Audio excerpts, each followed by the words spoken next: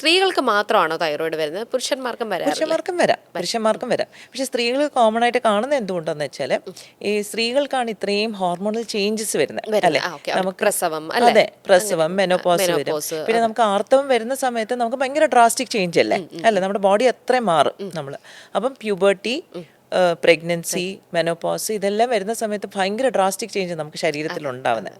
അപ്പം അതുകൊണ്ടാണ് നമുക്ക് കൂടുതൽ കാണുന്നത് ഹൈപ്പോതൈറോയിഡിസം. പിന്നെ ഇപ്പം പുതിയ പഠനങ്ങൾ പറയുന്നത് വരട്ടെ, ട്രോമ വളരെ ഒരു വലിയ ഫാക്ടറായിട്ട് പറയുന്നുണ്ട് ഹൈപ്പോതൈറോയിഡിസം വരാനായിട്ട്.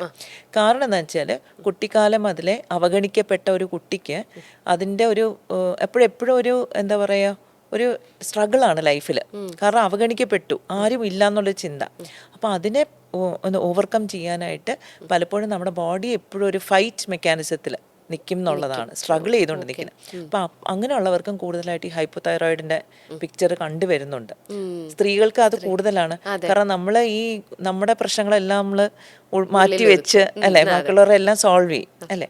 അപ്പം അതുകൊണ്ടാണ് സ്ത്രീകൾക്കും കൂടുതൽ ഹൈപ്പോതൈറോയിഡ് അല്ലെങ്കിൽ തൈറോയിഡ് ഡിസ്ഫങ്ഷൻസ് കണ്ടുവരുന്നതെന്ന് ഇപ്പോൾ പുതിയ പഠനങ്ങൾ വരുന്നുണ്ട് പുറത്തേക്ക്.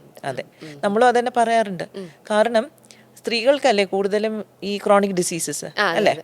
പുരുഷന്മാർക്ക് അത് പുറത്തു പോയി വെന്റ് ചെയ്യാനുള്ള അവസരങ്ങളുണ്ട്. പക്ഷെ സ്ത്രീകൾക്ക് പല കാരണങ്ങളും നമ്മൾ നോക്കണം അല്ലേ. നമുക്ക് പുറത്തെല്ലായിടത്തും പറയാൻ പറ്റില്ല നമ്മുടെ പ്രശ്നങ്ങൾ. അപ്പം അതൊക്കെ ശരിക്കും പറഞ്ഞാൽ ഫ്രീ ആയിട്ട് കമ്മ്യൂണിക്കേറ്റ് ചെയ്യാനുള്ള ഒരു ഗ്രൂപ്പ്, ഒരു സ്പേസ് വേണം. അപ്പം അങ്ങനെയുള്ളവർക്ക് പെട്ടെന്ന് ഇത് ഹീലിംഗും പെട്ടെന്ന് ഫാസ്റ്ററായിട്ട് നടക്കും.